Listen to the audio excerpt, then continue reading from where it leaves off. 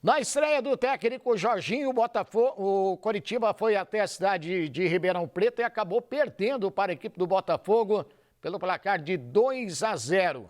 E era um adversário direto na parte de baixo da tabela. O Nicolas França conta como foi. Olá, Osmar Antônio, no estádio Santa Cruz, em Ribeirão Preto, o Coritiba parecia estar no caminho para uma importante vitória. Seria a primeira fora de casa nesta Série B, seria a primeira vez que o time venceria 2 jogos seguidos na competição, depois de um ótimo primeiro tempo contra o Botafogo, aqui de Ribeirão. O Coxa teve bola na trave com o zagueiro Bruno Melo, teve um pênalti sofrido pelo Ebert após bom passe do Matheus Friso, mas o lance foi anulado por impedimento do atacante. Teve ótimas defesas do goleiro João Carlos, especialmente em chutes do Figueiredo. Ou seja, faltou o gol mesmo na primeira etapa para sair na frente, só que no segundo tempo tudo desandou, o time acabou perdendo mais uma vez. Fora de casa já é a 4ª derrota seguida. Nos últimos 5 jogos disputados na Série B, 4 derrotas também. A exceção foi a vitória sobre a Chapecoense no último final de semana sob o comando do técnico interino, o Guila Bosley. E assim, aquele plano de sair da parte de baixo da tabela, de se reaproximar aos poucos do G4, vai sendo adiado, até de forma perigosa, né? O Coritiba contava muito com essa sequência, diante de Chapecoense, Botafogo de Ribeirão Preto, Ponte Preta e Brusque, para uma aproximação definitiva, quem sabe até, dando tudo certo, uma entrada no G4. E a estreia do técnico Jorginho era o grande trunfo.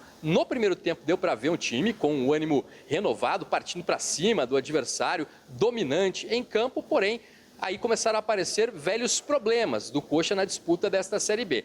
O primeiro deles, a falta de eficiência para aproveitar os momentos em que esteve melhor dentro de campo. Desta vez, nenhuma chance incrível de gol desperdiçada, mas as finalizações não saíram a contento assim para vencer o goleiro adversário ou para que a bola entrasse, não fosse para fora ou batesse na trave, e o placar foi ficando no 0-0 na primeira etapa. No segundo tempo, mais erros apareceram. A lateral esquerda é um grande problema do Coritiba na competição, um revezamento entre o Rodrigo Gelado e o Jamerson, nenhum jogador consegue se firmar por ali. O Gelado atuou no primeiro tempo de forma não tão ruim assim, mas destoando do resto do time que fazia um grande jogo. Tinha um cartão amarelo e o Jorginho optou pela substituição, a entrada do Jamerson, e foi numa infelicidade dele que veio o pênalti para o Botafogo de Ribeirão Preto abrir o placar. O time da casa pouco incomodava o goleiro Pedro Morisco, a impressão era que o Coritiba, mantendo a pressão, mantendo o domínio, chegaria à vitória, mas esse lance acabou mudando tudo. Na disputa de bola aérea, o Jamerson deixou o braço aberto, a penalidade foi marcada e o Douglas Baggio bateu para fazer 1-0 para o Pantera, aqui de Ribeirão Preto. Coritiba sentiu o gol. Outro velho problema da equipe, a parte emocional, não conseguiu responder nos minutos seguintes e com 4 minutos tomou o segundo gol. O Lucas Dias, zagueiro que entrou na segunda etapa, marcou de cabeça após uma cobrança de escanteio do Baggio do lado direito. Outro velho problema, bola aérea. O Coritiba tem sofrido muitos gols na bola parada desta forma e o Jorginho depois admitiu na entrevista coletiva que vai ter que atacar, sim, esses problemas, os gols sofridos das bolas paradas, levantadas sobre a área coxa branca, dar mais eficiência para o time quando for melhor em campo, conseguir marcar os gols, mas especialmente ele bateu na tecla da questão psicológica. Não dá para sentir o gol, tem que continuar jogando, não dá para baixar a cabeça e dar chance para o adversário matar o jogo, como o Coritiba fez ao sofrer o segundo gol. Daí para frente, o Coxa até tentou ir para cima, mas já não tinha forças, especialmente na questão emocional, para reagir, e amargou mais uma derrota nesta Série B. O Botafogo de Ribeirão Preto estava na zona de rebaixamento, saiu e até encostou no Coritiba, agora está apenas um pontinho atrás. Mais uma semana e o Coxa volta a campo no domingo do outro final de semana, contra a Ponte Preta no Couto Pereira. É a abertura do segundo turno da competição e o Jorginho manteve o otimismo. Na entrevista coletiva, aliás, disse que em campanhas que começou perdendo, no final ele obteve sucesso, conseguiu o objetivo proposto. No caso, para o Coritiba, é uma arrancada para ainda conseguir disputar e conseguir o acesso para a Série A do Brasileirão. Osmar. Dá para confiar, então, nesse retrospecto aí do Jorginho? Não. Que começa mal e depois melhora ou não? Não. Não? Acho que não. Acho que não dá para confiar no Coritiba, na verdade. Independente do Jorginho ou não, podia ser qualquer um, para ser bem sincero, viu, Osmar? Mas eu acho que, vou fazer um paralelo aqui com o Coritiba dos outros anos.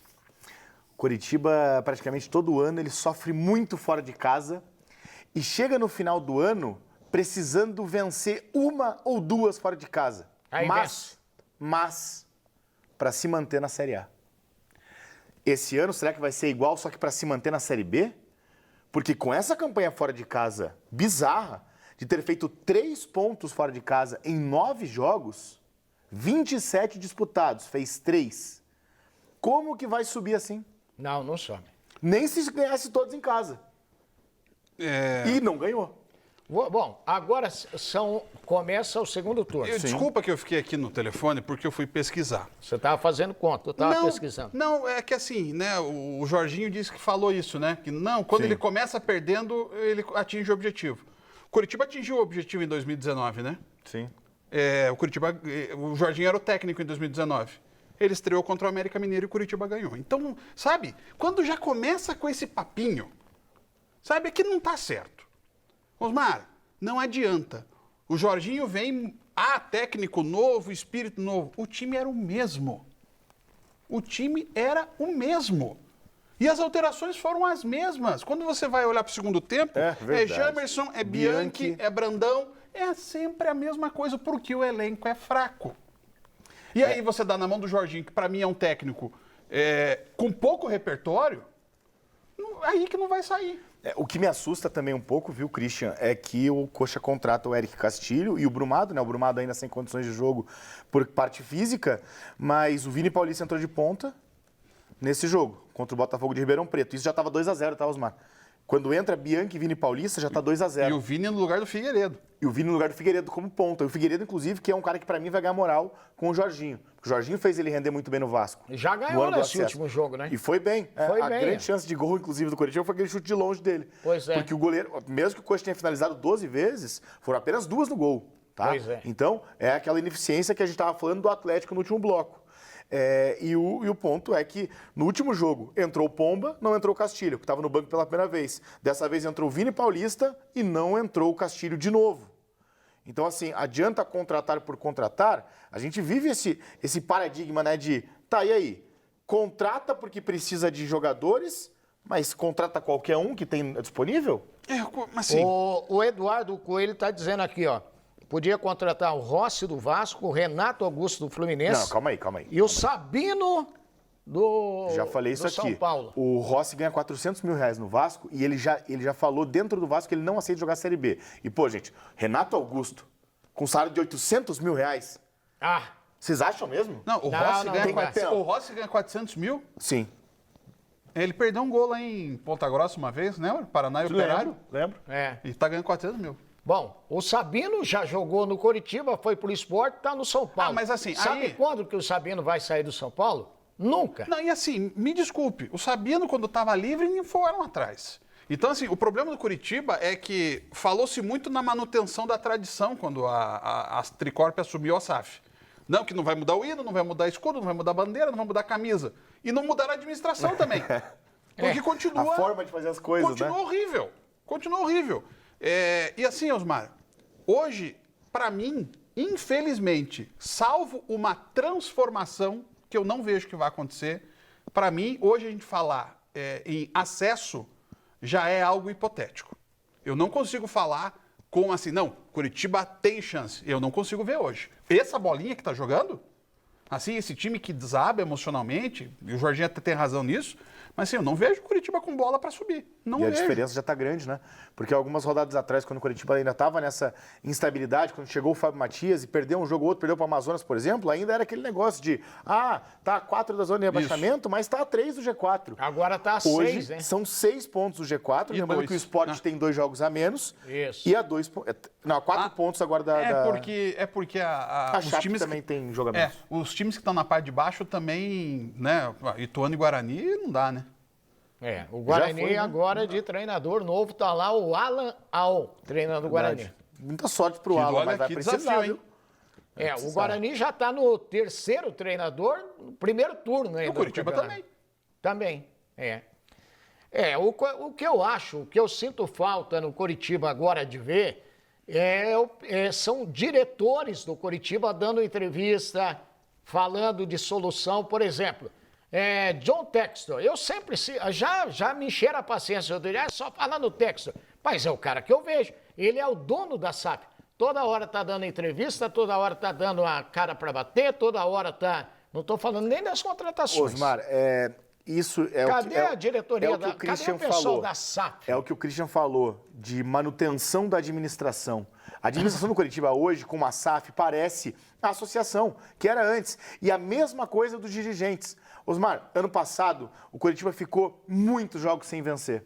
8 jogos naquele momento lá, que foram 8 derrotas do Thiago Kozlowski, e era toda vez ele que tinha que dar explicações. Tinha fora Amodeu para tudo que é lado, e o Amodeu não falou absolutamente nada naquele momento. E ninguém vai falar, não adianta. A associação era assim também. Quando as coisas estavam ruins, não ia presidente da cara, não ia vice-presidente da cara, não ia executivo da cara. Agora, e vai continuar igual. Agora, quando era para fazer o H... Exatamente, fazer o lobbyzinho. Ex-presidente, que adora aparecer, estavam tudo aí.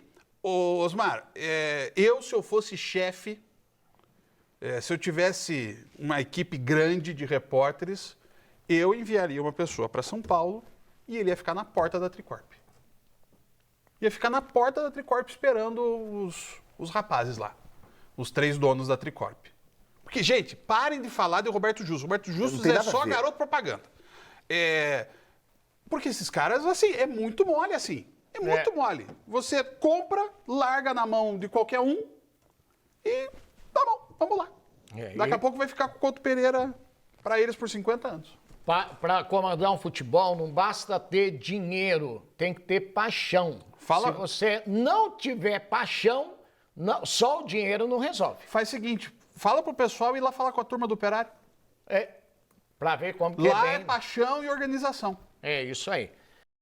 Tempo Extra. Oferecimento Lastilite, a sua escolha inteligente em PVC. Juliato Embutidos e Defumados. Perfugel Poços Artesianos. Super Paulista, o mercado da sua família. Raiseg Portaria Remota. Big Cores Tintas. Certeza mesmo, só Coral. Gongra Multimarcas.